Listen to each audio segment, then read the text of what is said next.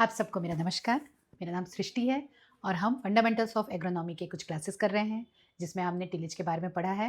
Tillage में जो preparatory tillage का जो मैटर था उसमें उसका एक टाइप था इंटर टिलेज ऑपरेशन। ठीक है, तो इंटर टिलेज ऑपरेशंस हमेशा उसके कुछ क्वेश्चंस आते हैं, इसलिए मैं इस टॉपिक को अलग से ले रही हूँ एक छोटा सा वीडियो में कि इसके इंटर टिलेज ऑपरेशंस में क्या क्या आते हैं, उनका पूरा डिटेल हम इस वीडियो में देखेंगे। ठीक है, तो चलिए स्टार्ट करते हैं हम इंटर टिलेज ऑपरेशंस में। अब इंटरकल्चर या इंटर टिलेज ऑपरेशन क्या होता है? ठीक है, इंटर टिलेज ऑपरेशंस हैं कि operations are the agronomic practices carried out in the field after sowing and before harvesting. ठीक है, this is the main point कि इंटर टिलेज ऑपरेशन या इंटर कल्चर ऑपरेशन का मतलब होता है स्टैंडिंग क्रॉप में जो भी हम ऑपरेशन करते हैं, जो भी वो सारे ऑपरेशंस क्या कहलाते हैं? इंटर कल्चर या इंटर टिलेज ऑपरेशंस। ठीक है, अब क्यों किया जाता है ये किया जाता है to ensure better growth, yield and quality of the crop. ठीक है, चलिए अब क्या होता है इनका, इसका फायदा क्या होता है इंटर टिलेज ऑपरेशंस का? इसका फायदा ये है, सॉइल लूज होती है, वीड्स रिमूव होती है, मॉइस्चर कंजर्व होता है और एरेशन हो जाता है अराउंड क्रॉप रूट्स, जिससे क्रॉप ग्रोथ बेटर होती है। ठीक है, तो ये हमने देखा डेफिनेशन। ठीक है, interculture operations are the agronomic practices carried out in the field after sowing and before harvesting of the main crop to ensure better growth, yield and quality of the crop. ठीक है, और इसके main जो objectives हैं, objectives हम और देखेंगे next slide में क्या है। Loosening of the soil, removing weeds, conserving moisture and improving aeration and crop growth and crop root and crop growth. Okay, अब ये हैं सारे objectives of the inter tillage operations. इन ऑब्जेक्टिव्स के पॉइंट्स आप थोड़ा ध्यान करिए।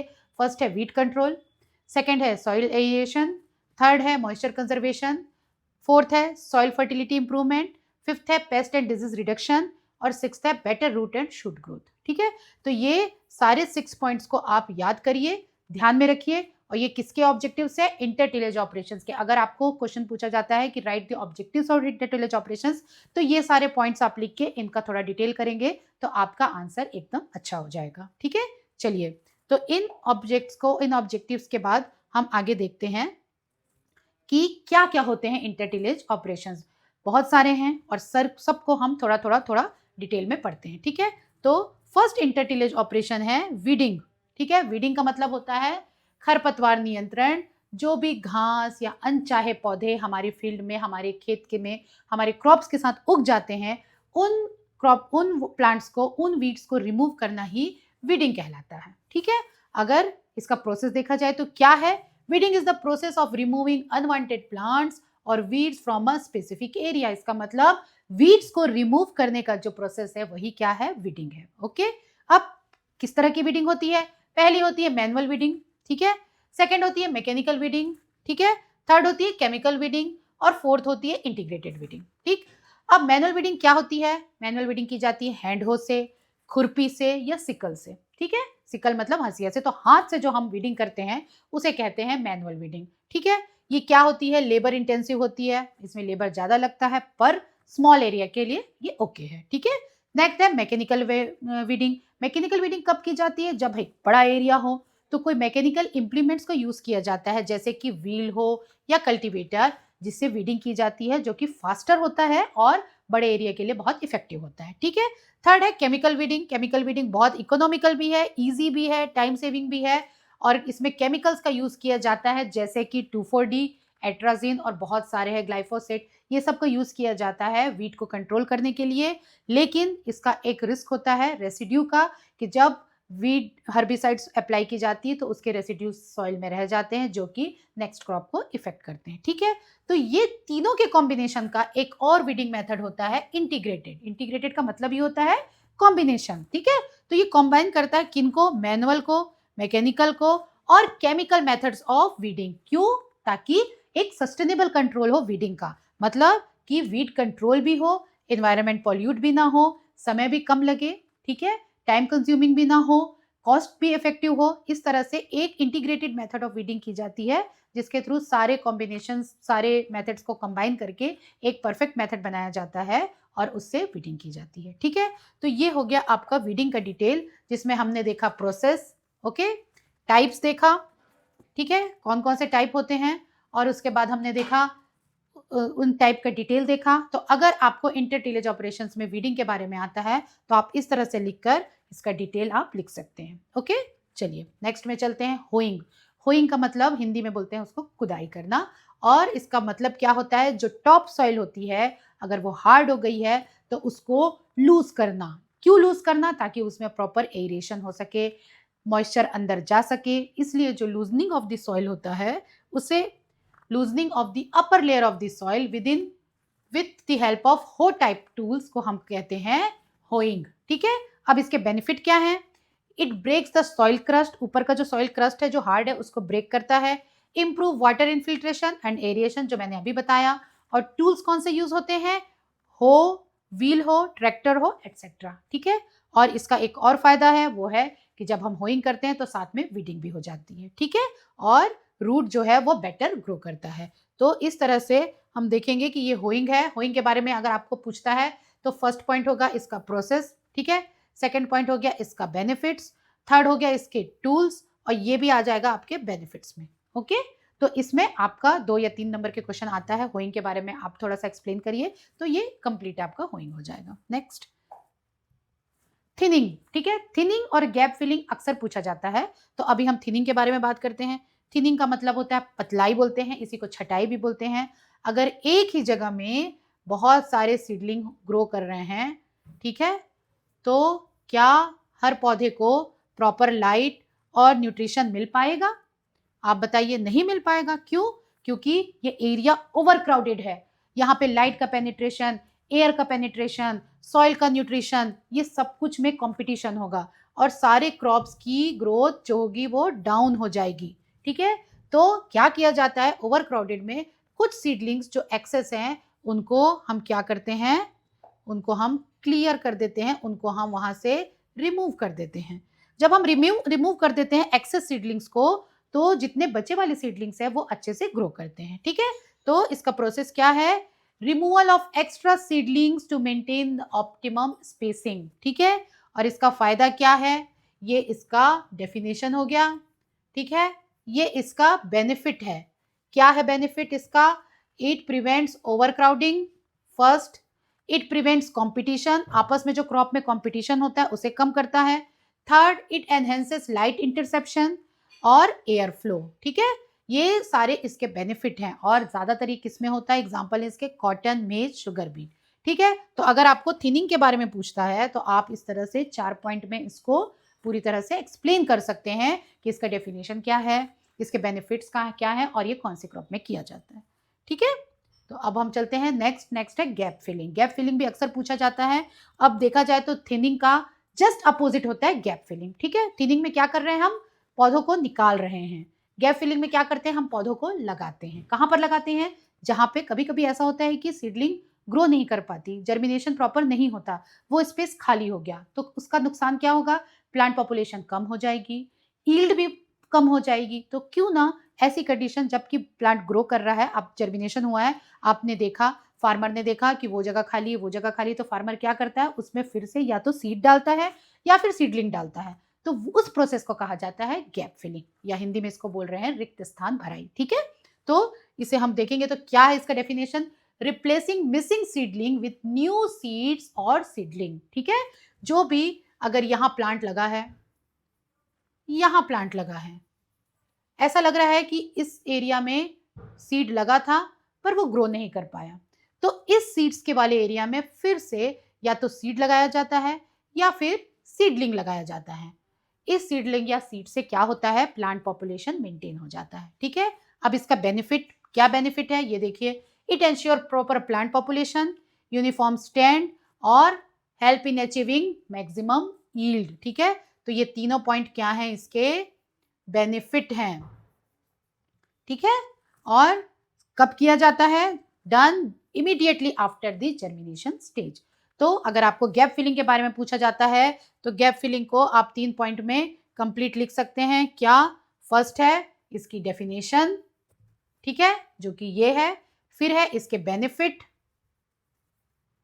जो कि ये हैं 3 पॉइंट इसमें लिख सकते हैं। It ensure proper plant population, uniform stand और मैक्सिमम यील्ड। और प्रोसेस व्हेन कब किया जाता है ये, तो ये प्रोसेस होता है जस्ट आफ्टर जर्मिनेशन। ठीक है, ओके। तो ये हो गया आपका गैप फिलिंग या रिक्त स्थान की भराई। अब होता है मल्चिंग। मल्चिंग भी एक बहुत इंपॉर्टेंट प्रोसेस है। ठीक है, क्या होता है मल्चिंग में? सॉइल सरफेस को कवर कर दिया जाता है। किससे कवर किया जाता है? दो चीजें से, या तो कोई ऑर्गेनिक मटेरियल से या फिर कोई प्लास्टिक या सिंथेटिक मटेरियल से। ठीक है, तो ऑर्गेनिक मटेरियल मतलब क्या हो गया? स्ट्रॉ हो गया, लीव्स हो गया, कंपोस्ट हो गया, क्रॉप रेसिड्यूज हो गया। इससे सॉइल सरफेस को कवर कर दिया जाता है। अब ये कवर हो जाता है, इसका फायदा क्या होता है? फायदा ये होता है कि यहाँ पर वीड ग्रोथ नहीं होता। क्यों? क्योंकि वो एरिया ढका हुआ रहता है। सिंथेटिक में भी हम कई जगह देखे होंगे ब्लैक कलर की पॉलिथीन से ढका हुआ रहता है, उसको हम मल्चिंग कहते हैं। ठीक है, तो वो मल्चिंग से क्या फायदा होता है कि उसके अंदर जो रहता है सीड जर्मिनेट नहीं कर पाता, तो वीट का ग्रोथ कम होता है। ठीक है, सॉइल इरोजन कम होता है क्योंकि सॉइल जो है वो किसी क्रॉप रेसिड्यू या प्लास्टिक से कवर्ड है, तो सॉइल इरोजन कम होता है। फिर सॉइल से जो इवोपोरेशन लॉसेस हैं वो भी कम होते हैं क्योंकि सॉइल कवर्ड है। ठीक है, और इससे मॉइस्चर भी कंजर्व होता है। ठीक है, और बहुत और एक बड़ा फायदा है कि ये सॉइल टेम्परेचर को मेंटेन करता है, और सॉइल टेम्परेचर को मेंटेन करने के कारण ही माइक्रोबियल एक्टिविटी भी इसके साथ बढ़ जाती है। ठीक है, तो मल्चिंग के बारे में आपको पूछें तो मल्चिंग का फिर इसी तरह से हम डेफिनेशन और पॉइंट्स बताते हैं कि मल्चिंग का ये डेफिनेशन है। ठीक है, कि मल्चिंग क्या होती है। ठीक है, अब इसके फायदे क्या हैं? फायदे बहुत सारे हैं। क्या क्या बेनिफिट्स हैं इसको आप देखेंगे कि वीट कंट्रोल करना, सॉइल इरोजन रोकना, इवोपोरेशन लॉस रोकना, मॉइस्चर कंजर्व करना, सॉइल टेम्परेचर मेंटेन करना और माइक्रोबियल एक्टिविटी बढ़ाना, ये सारे मल्चिंग के बेनिफिट्स हैं। ठीक है, तो अगर आपको मल्चिंग के बारे में पूछता तो एक डेफिनेशन आप लिख सकते हैं 2-3 लाइन का, और उसके बाद फिर उसके बेनिफिट्स बता सकते हैं। तो यहाँ पर आपका मल्चिंग का टॉपिक कंप्लीट हो जाएगा। ठीक है, नेक्स्ट है अर्थिंग अप। अर्थिंग अप को बोला जाता है हिंदी में मिट्टी चढ़ाना। ठीक है, ये ज़्यादातर एक बहुत ही इंपॉर्टेंट क्रॉप है शुगर केन, इसमें ज़्यादातर अर्थिंग अप की जाती है। पोटैटो में अर्थिंग अप ज़्यादा की जाती है। क्या होता है earthing up? Pulling soil around the plant base with हो एंड प्लो।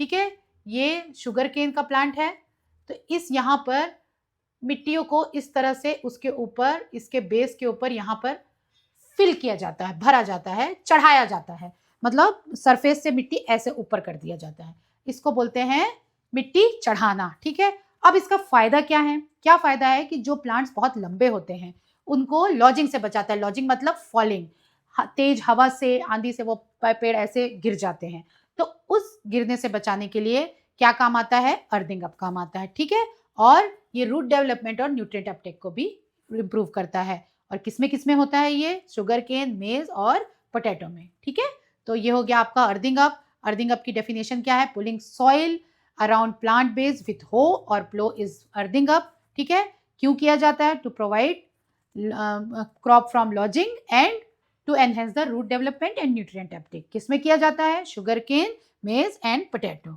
ओके, अब नेक्स्ट है इरिगेशन एंड ड्रेनेज। ठीक है, इरिगेशन ड्रेनेज भी एक बहुत इंपॉर्टेंट इंटरकल्चर ऑपरेशंस है। तो इरिगेशन और ड्रेनेज का क्या मतलब होता है? इरिगेशन मतलब अगर बारिश के भरोसे में है पौधा, क्रॉप, तो अगर एक ड्राई स्पेल आ गया, ड्राई स्पेल मतलब कुछ दिन अगर बारिश नहीं हुई, तो इस बीच में उसके पानी के रिक्वायरमेंट को आर्टिफिशियली देके पूरा करना ही इरिगेशन कहलाता है। ठीक है, तो इसका प्रॉपर डेफिनेशन हम देखें तो supplying water during dry spells using canals, sprinklers और ड्रिप इरिगेशंस। ठीक है, इन किसी भी माध्यमों से क्रॉप को पानी देना इरिगेशन कहलाता है। ठीक है, अब ड्रेनेज इरिगेशन का जस्ट अपोजिट होता है।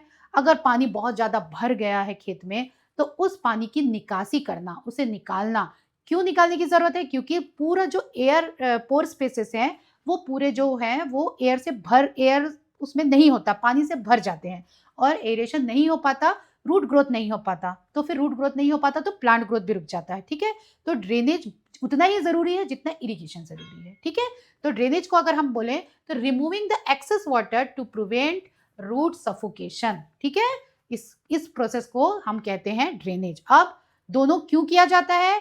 To ensure balanced soil moisture for crop growth. अगर पानी की कमी होगी तो भी मुश्किल है, पानी ज़्यादा होगा तो भी मुश्किल है। तो दोनों के बीच का एक बैलेंस बनाने के लिए इरिगेशन और ड्रेनेज का काम किया जाता है, ठीक है। और किस किस क्रॉप्स में ये बहुत एसेंशियल है? इरिगेशन अगर हम देखें तो राइस में बहुत एसेंशियल है क्योंकि इसके वाटर रिक्वायरमेंट काफ़ी ज़्यादा है। और ड्रेनेज देखें तो हम मेज़ जो है वो वाटर सेंसिटिव होता है, तो बहुत ज़्यादा पानी में वो ग्रो नहीं कर पाता, तो उसके लिए ड्रेनेज एसेंशियल है, ठीक है। तो ये हो गया आपका इरिगेशन एंड ड्रेनेज का टॉपिक। अगर ये आता है तो आप इरिगेशन के बारे में लिख सकते हैं, ड्रेनेज के बारे में लिख सकते हैं, कौन सी क्रॉप में कौन सी प्रोसेस की जरूरत है ये आप लिख सकते हैं। नेक्स्ट है top dressing of fertiliser. Top dressing of fertiliser मतलब ऊपर से फर्टिलाइजर देना, ठीक है। Application of fertilisers to standing crops at critical stages. Critical stages क्या होते हैं? ऐसे स्टेजेस होते हैं जिसमें अगर न्यूट्रिएंट या पानी की कमी बहुत ज्यादा हो गई, उस स्टेजेस में अगर कमी हो गई तो क्रॉप प्रॉपर ग्रोथ नहीं कर पाएगा, और अगर क्रॉप ग्रोथ हो भी गई तो ईल्ड उसमें सबसे ज्यादा इफेक्ट होती है, ठीक है। तो ऊपर से उन सारे स्टेजेस में हम फर्टिलाइजर को अप्लाई करते हैं और इसी प्रोसेस को कहा जाता है टॉप ड्रेसिंग ऑफ फर्टिलाइजर, ठीक है। ज्यादातर ये नाइट्रोजनस फर्टिलाइजर जैसे कि यूरिया में ज्यादा होता है, ठीक है। और क्रिटिकल स्टेजेस में जैसे कि टिलरिंग, फ्लावरिंग और ग्रेन फिलिंग के स्टेजेस में यूरिया को टॉप ड्रेसिंग के रूप में दिया जाता है, ठीक है। अब इसका एग्जांपल है जैसे urea in rice at tillering stage, इसका एक बहुत इंपॉर्टेंट क्रिटिकल स्टेज है। इस स्टेज में राइस को यूरिया की टॉप ड्रेसिंग दी जाती है। सिमिलरली वीट में CRI स्टेज या क्राउन रूट इनिशिएशन स्टेज में उसको फर्टिलाइजर की टॉप ड्रेसिंग, यूरिया की टॉप ड्रेसिंग की जाती है, ठीक है। तो अगर टॉप ड्रेसिंग के बारे में बात करें तो ऊपर से फर्टिलाइजर को देना स्टैंडिंग क्रॉप में टॉप ड्रेसिंग कहलाता है, ठीक है। ज्यादातर यूरिया को दिया जाता है, किस क्रॉप में कौन सी स्टेज में दिया जाता है इसका डिटेल अगर आप लिख देंगे तो ये कंप्लीट हो जाएगा, ठीक है। अब नेक्स्ट है plant protection major. Plant protection measures मतलब पेस्ट का, डिजीज का, वीट का जो कंट्रोल है स्टैंडिंग क्रॉप में उसे कहा जाता है प्लांट प्रोटेक्शन मेजर्स, ठीक है। क्या क्या होता है?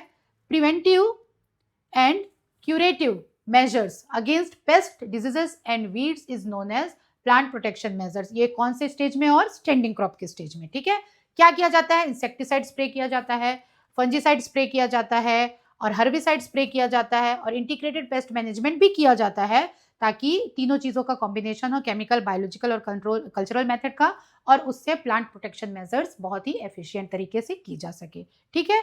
तो प्लांट प्रोटेक्शन मेजर्स ये है कि वीड का, डिजीज का और पेस्ट का कंट्रोल करना in the standing crop is known as plant protection measure in inter tillage operations, okay.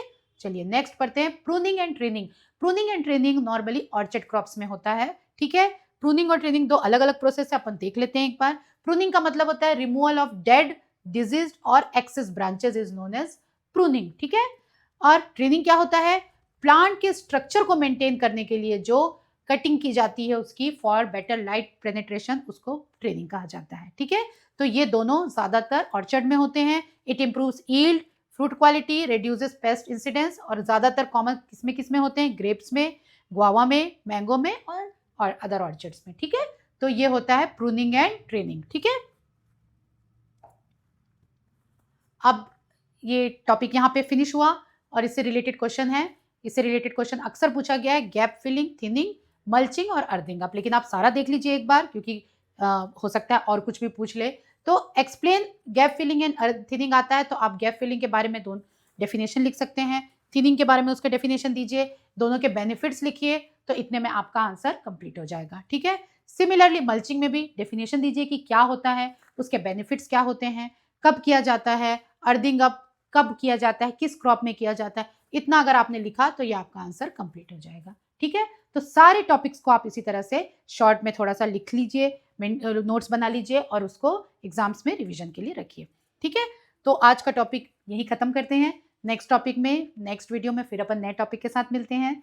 तब तक जिन्होंने सब्सक्राइब नहीं किया है चैनल, वो सब्सक्राइब कर लीजिए और अपने दोस्तों के साथ शेयर करिए, ठीक है। तो नेक्स्ट में मिलते हैं, तब तक बेस्ट ऑफ लक।